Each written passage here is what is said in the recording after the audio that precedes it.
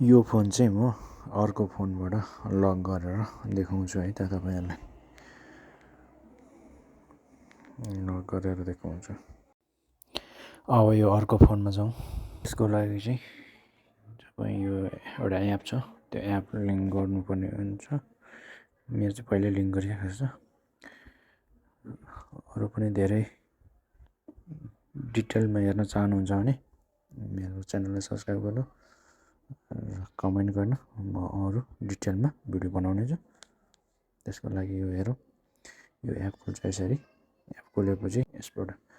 ल अब जस्तै मैले अब यहाँ लक गरेपछि त्यो मोबाइल चाहिँ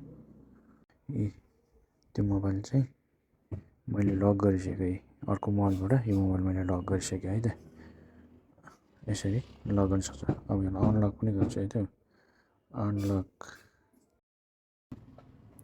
अनलक को लागि यहाँ फेरि यो अनलक को बटनमा क्लिक गर्ने यसरी अनलक क्लिक गर्ने यसरी यो अनलक भइसक्यो है त यो